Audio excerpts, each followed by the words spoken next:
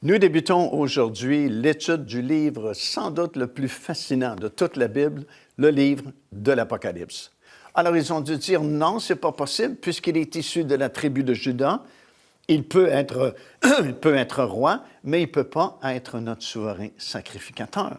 Et c'est pourquoi Paul va expliquer avec beaucoup de détails dans cet épître-là, appelé l'épître aux Hébreux, pourquoi, même si Jésus est issu de la tribu de Juda, pourquoi il peut être notre souverain sacrificateur. Et la raison pour laquelle il peut être notre souverain sacrificateur, même s'il n'est pas issu de la tribu de Lévi, c'est qu'il opère sous un rang supérieur à celui de Lévi, puisqu'il a été fait souverain sacrificateur selon le rang de Melchisédek. Et si vous retournez dans le premier livre de la Bible, le livre de la Genèse, c'est là que nous voyons ce fameux Melchisédek pour la première fois. Et de lui, il est dit qu'il était le roi de Salem et sacrificateur du Dieu très haut. Alors voilà un rang supérieur à celui de Lévi, puisque selon le rang de Melchisédek, une personne peut être roi et sacrificateur à la fois. Tandis que sous le rang lévitique, la personne peut être un sacrificateur, mais ne peut pas être un roi. Et Jésus n'opère pas sous le rang lévitique, il opère son ministère selon le rang de Melchisédek, qui est supérieur à celui de Lévi. Alors voilà pourquoi il y a une exception ici, même si Jésus n'est pas de la tribu de Lévi, il peut vraiment être notre souverain sacrificateur. Et vous savez une chose, à chaque fois qu'il y a une exception dans la Bible, il y a toujours une explication en quelque part. C'est comme pour les rois, la royauté. Tous les rois devaient venir de la tribu de Juda, mais curieusement, le premier roi, Saül, ne vient pas de la tribu de Juda, il vient de la tribu de Benjamin. Alors voilà une autre exception, et il doit nécessairement y avoir une explication en quelque part. Et effectivement, il y a une explication, et nous pouvons bien comprendre pourquoi Dieu ne pouvait tout simplement pas prendre un roi de la tribu de Juda à ce moment-là, puisque Juda lui-même, tel que nous le lisons dans le livre de la Genèse au 38e chapitre, avait eu une relation illicite avec Tamar. Et Tamar était devenue enceinte, elle avait des jumeaux, et le premier bébé qui a sorti a été nommé Péretz. Et dans la parole du Seigneur, dans le livre de Deutéronome, nous lisons que le fils ou l'enfant né illégitimement ne peut pas entrer dans la maison de l'Éternel. Il ne pourra pas entrer dans la maison de l'Éternel pour une période de 10 générations. Alors, pendant 10 générations, le fils illégitime ne peut entrer dans la maison de l'Éternel. Et lorsqu'Israël a réclamé d'avoir un roi, la 10e génération n'était pas encore arrivée. Et c'est pourquoi vous avez dans le livre d'Esther, le livre de Ruth, les 2 derniers versets du livre, la génération ou les générations à partir de Péretz jusqu'à David. Les 10 générations sont mentionnées dans ces quelques versets-là. Et tant et aussi longtemps que la 10e génération, qui était la génération de David, n'était pas encore arrivée, Dieu ne pouvait prendre un roi de la tribu de Juda à cause de cet interdit. Et lorsque David fut arrivé, la 10e génération a débuté. C'est pourquoi David a pris la place de Saül. Alors, lorsqu'il y a une exception, comme dans ce cas ici, il y a toujours une explication que nous allons trouver dans les Écritures. Et c'est la même chose concernant le ministère du souverain sacrificateur qu'exerce le Seigneur Jésus-Christ. Même s'il n'est pas de la tribu de Lévi, il peut effectivement être notre souverain sacrificateur parce qu'il opère sous un rang supérieur, le rang de Melchisédek, qui permet à une personne d'être roi et d'être sacrificateur à la fois. C'est important de savoir ça parce que le rôle principal du souverain sacrificateur, c'est de nous assurer que nos péchés sont vraiment pardonnés. Vous savez, une fois par année, le souverain sacrificateur sur cette terre entrait dans le temple à Jérusalem, allait au-delà du voile, se tenait dans le lieu très saint. Il devait se défaire de ses 2 premiers vêtements et ne garder qu'une simple longue robe blanche en signe de pureté et de sainteté devant l'Éternel, parce qu'il va se tenir dans le lieu très saint. Il va entrer avec le sang des animaux qu'il a offert en sacrifice, va faire l'aspersion de ce sang-là sur le propitiatoire, le couvercle de l'Arche de l'Alliance, seule pièce d'ameublement qu'il y avait dans le lieu très saint, et il va se tenir debout, attendant la manifestation de la gloire de Dieu qui va approuver, si vous voulez, les sacrifices qui ont été faits au cours de l'année afin de couvrir les péchés du peuple de Dieu. Et lorsque la gloire Shekinah se manifestait dans le lieu très saint, le souverain sacrificateur savait que Dieu avait accepté le sang des animaux qui avaient été offerts en sacrifice et que les péchés étaient couverts à la fin de l'année qui se terminait. Et lorsque le souverain sacrificateur sortait à nouveau du lieu très saint, il mettait à nouveau ses 2 autres vêtements et à un de ces vêtements-là, vers le bas du vêtement, il y avait ses clochettes qui étaient là. Et parce qu'il avait vécu la manifestation de la présence de Dieu, il bougeait et les clochettes retentissaient et le peuple qui était à l'extérieur savait que Dieu avait approuvé les sacrifices qui avaient été offerts. Et de la même façon, le Seigneur Jésus-Christ, il est lui maintenant assis à la droite du Père dans les lieux célestes et c'est notre assurance que nos péchés ont été pardonnés parce que le sang qui a été offert n'est pas le sang des animaux, mais c'était son propre sang qui a été offert pour nous sur la croix. Alors, par la résurrection de notre Seigneur Jésus-Christ, le rang sacerdotal lévitique s'est terminé. Et maintenant, nous opérons, lui-même opère, et nous-mêmes nous opérons sous le rang sacerdotal de Melchisédek. Quand le Seigneur Jésus-Christ a été trahi par Judas, vous savez, il était dans le jardin de Gethsémani, et les soldats romains sont venus pour faire son arrestation. Et là, il a comparu devant les autorités juives de l'époque, et notamment devant le souverain sacrificateur qui était en poste à cette époque-là et qui s'appelait Caïphe. Et c'est vraiment très intéressant de lire dans la parole du Seigneur le jugement que Caïphe a prononcé sur le Seigneur Jésus-Christ, tel que ça nous est rapporté dans l'Évangile de Matthieu, dans le chapitre 26, à partir du verset 65-66, Jésus va comparaître devant Caïphe, le souverain sacrificateur. Il faut se souvenir qu'à l'époque biblique, le souverain sacrificateur, c'était le numéro 1 dans le pays. Il n'y avait pas plus haute autorité que le souverain sacrificateur. Il était en charge du monde politique, du monde économique, du monde religieux. C'était vraiment le numéro 1. Et Caïphe va devenir très frustré parce qu'il demande des choses à Jésus, pose beaucoup de questions, mais Jésus ne lui répond pas. Il ne lui répond pas afin d'accomplir une autre de ces prophéties qui avaient été données dans l'Ancien Testament, qui disait qu'il serait comme une brebis muette devant ses accusateurs. Alors, il accomplit la prophétie d'Ésaïe se tenant debout devant Caïphe. Mais Caïphe est frustré parce qu'il n'est pas habitué à cela. Étant l'autorité suprême en Israël, lorsque Caïphe demande des choses, pose des questions, normalement, les gens vont lui répondre. Alors, en homme intelligent qu'il était, Caïphe va user de ruse afin d'obliger Jésus à lui répondre. Il va lui dire ceci: « Je t'abjure par le Dieu vivant de me dire si oui ou non tu es le Fils de Dieu. » Et on savait à l'époque, lorsque le souverain sacrificateur dira « Je t'abjure par le Dieu vivant de me parler, de me répondre », si tu ne lui réponds pas, tu attires le malheur non seulement sur toi, mais sur tout le peuple d'Israël.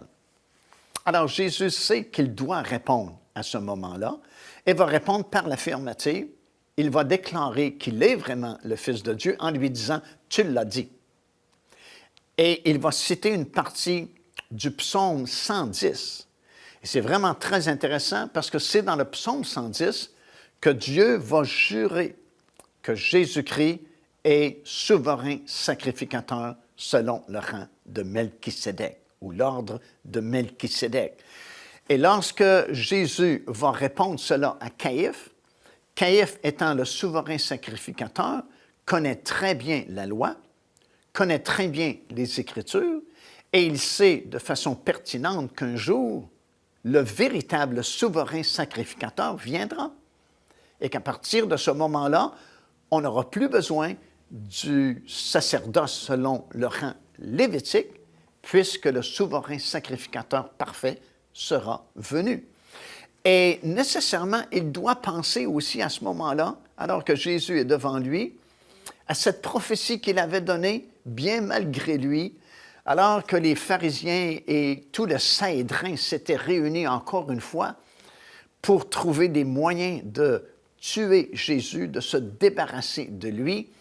Et la Bible nous dit dans l'Évangile de Jean qu'à ce moment-là, Caïphe avait prophétisé, comme malgré lui, qu'il était plus avantageux qu'un seul homme meure plutôt qu'une nation soit détruite au complet. Et à partir de ce moment-là où il a donné cette prophétie, sûrement que dans sa tête, les pensées devaient se bousculer à savoir qui est cet homme, qui est ce Jésus de Nazareth sur lequel je viens de prophétiser. Et voilà que Jésus se tient devant lui maintenant. Et je suis certain, je suis persuadé que ces questions sont revenues dans sa tête. Qui est vraiment cet homme?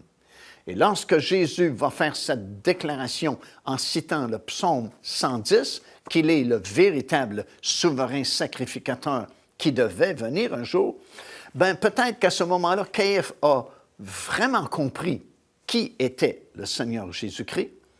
Et c'est peut-être pour ça qu'il s'est tenu debout et il a déchiré ses vêtements de souverain sacrificateur. Et souvenons-nous qu'à l'époque, lorsque les autorités déchiraient leurs vêtements, c'était soit en repentance devant le Seigneur, s'humiliant et disant « Vois, notre autorité est bien peu de choses en comparaison à ton autorité », ou ça pouvait signifier que mon ministère est terminé. Et peut-être qu'à ce moment-là, Caïphe a compris que Jésus était vraiment le souverain sacrificateur parfait qui devait venir un jour et accomplir toutes les figures et les symboles de l'Ancien Testament, et que c'est la raison pour laquelle il s'est tenu debout et il a déchiré son vêtement, voulant dire « Mon ministère de souverain sacrificateur est terminé, voici le véritable souverain sacrificateur ». Mais peu importe ce qui est arrivé à ce moment-là, Jésus-Christ a comme déclaré publiquement qu'il était le Fils de Dieu et qu'il était l'accomplissement de la promesse et le serment que Dieu avait fait, disant « J'ai juré aujourd'hui, tu es mon Fils et tu es souverain sacrificateur selon le rang de Melchisédek. » Quand Jésus a été crucifié quelques heures plus tard, quelques jours plus tard sur la croix de Golgotha, vous savez, il y a plusieurs prophéties qui ont été accomplies, des prophéties qui avaient été données dans l'Ancien Testament concernant beaucoup de détails au sujet de la mort du Messie. Et un de ces petits détails-là, très intéressant dans le contexte que nous parlons présentement, c'est que sa tunique n'a pas été déchirée. Son vêtement à lui, à Jésus, n'a pas été déchiré. En principe, il aurait dû être déchiré parce qu'on voulait se partager son vêtement, le déchirer en 4 portions pour les soldats qui étaient là. Mais finalement, ils ont décidé de la tirer au sort pour savoir à qui elle appartiendrait. Et ça accomplissait une vieille prophétie disant que sa tunique ne serait pas déchirée. Mais la raison principale pour laquelle son vêtement à lui n'a pas été déchiré, c'est que lui possède maintenant un sacerdoce qui n'est pas transmissible, comme nous le lisons dans l'Épître aux Hébreux dans le Nouveau Testament. Alors, Caïphe a déchiré son vêtement parce que tout le système lévitique était pour se terminer par la mort et la résurrection du Seigneur Jésus-Christ, mais le vêtement du Seigneur Jésus-Christ, contrairement à ce que les soldats voulaient faire, n'a pas été déchiré parce que lui possède un sacerdoce qui va durer pour toujours, qui n'est pas transmissible.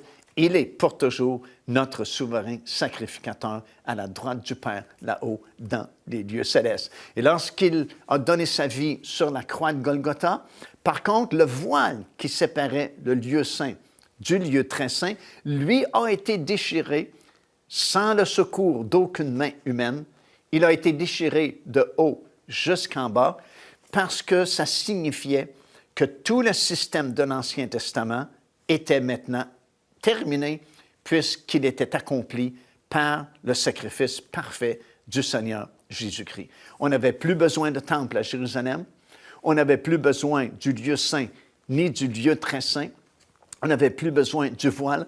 On n'avait plus besoin des sacrificateurs de l'Ancienne Alliance parce que le véritable souverain sacrificateur maintenant était arrivé, maintenant était en fonction et son nom était Jésus, comme nous le savons.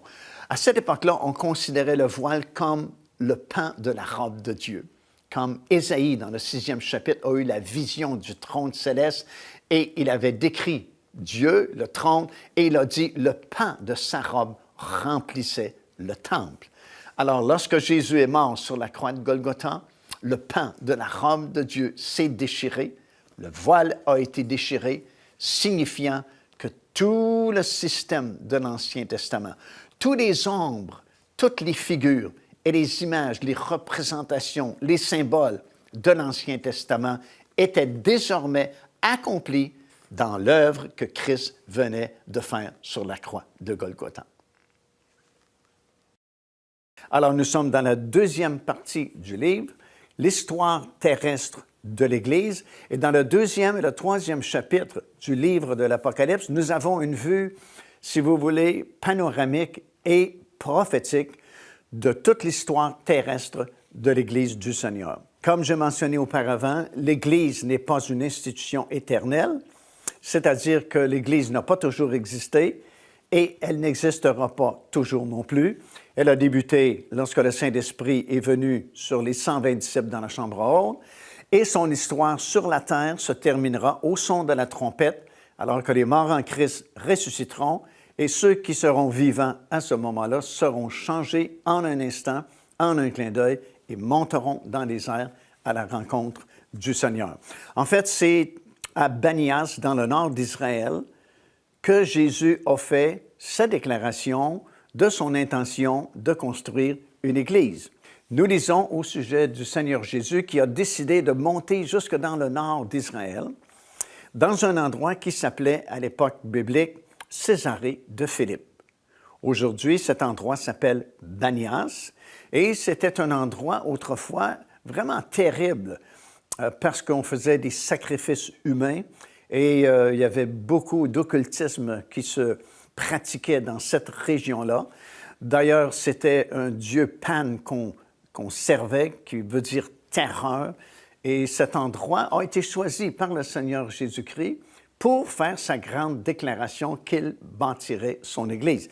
Il y a même encore aujourd'hui dans les nombreuses falaises de Banias, cet endroit où c'était connu à l'époque comme l'entrée du séjour des morts ou les portes du séjour des morts.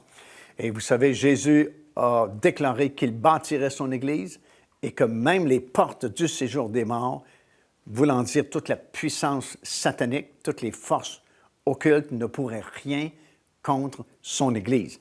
Alors, il est là à Césarée de Philippe, va demander cette question, « Qui dit-on que je suis? » Et les disciples vont proposer différentes réponses, comme aujourd'hui, si vous demandez l'opinion des gens concernant le Seigneur Jésus-Christ, vous allez avoir toutes sortes de réponses différentes.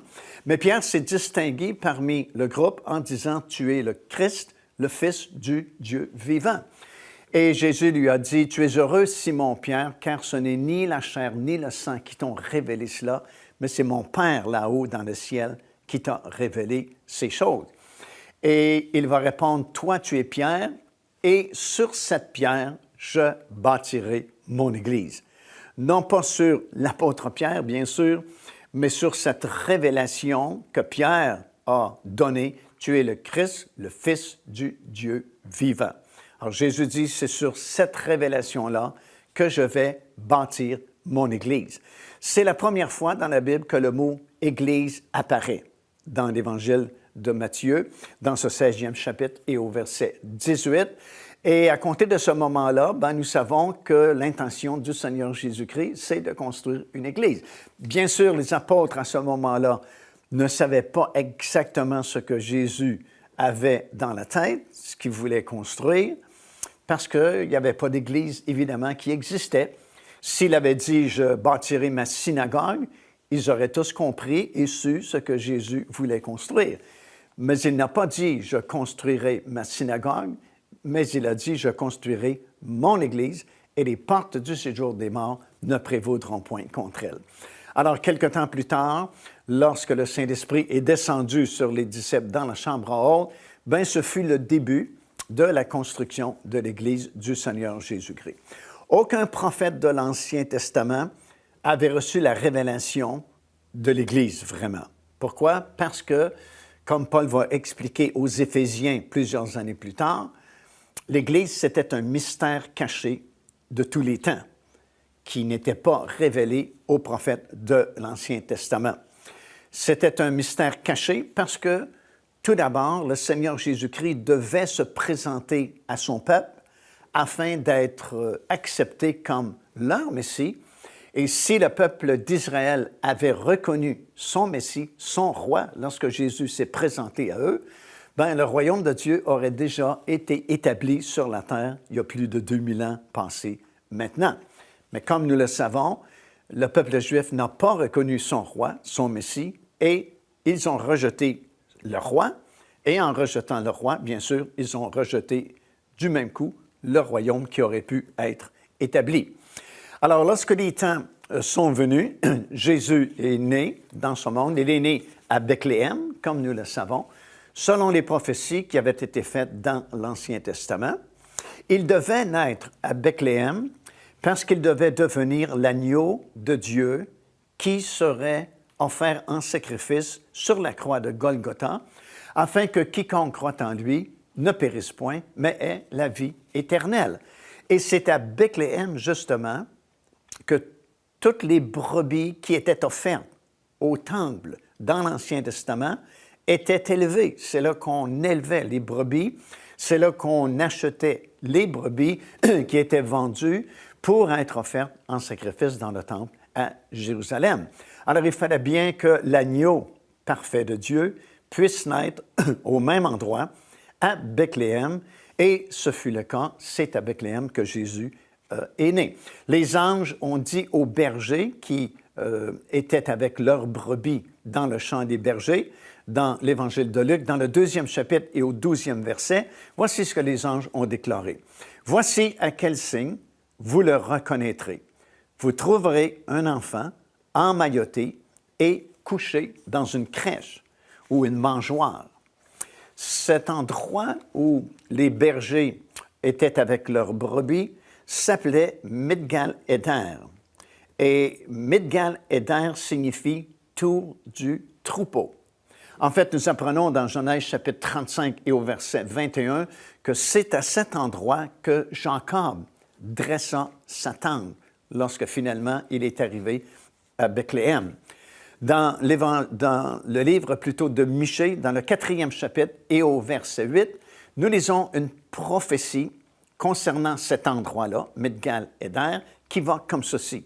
« Et toi, Migdal-Éder, ou comme c'est traduit en français dans nos Bibles, tour du troupeau, colline de la fille de Sion, à toi viendra, à toi arrivera l'ancienne domination, le royaume de la fille de Jérusalem ou de Sion. » Alors, c'est une prophétie concernant cet endroit spécifiquement où le roi devait naître, celui qui va régner sur tout Israël un jour.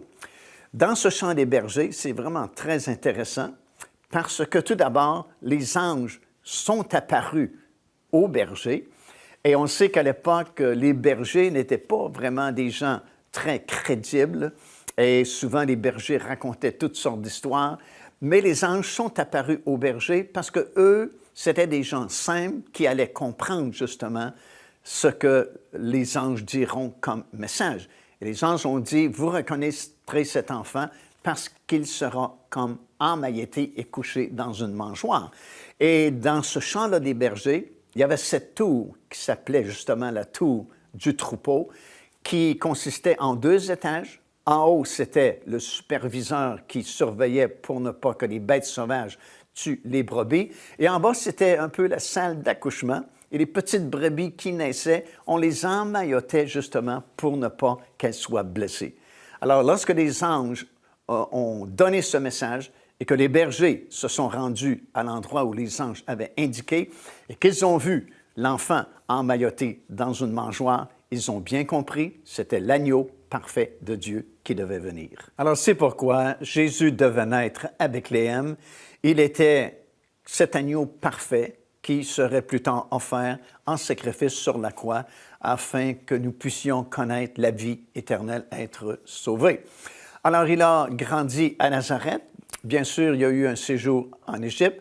Ils sont revenus et Marie et Joseph, c'est curieux, ne voulaient pas nécessairement s'établir à nouveau à Nazareth, mais finalement, c'est là où ils sont retournés. Ils devaient retourner là de toute façon, selon les prophéties de l'Ancien Testament.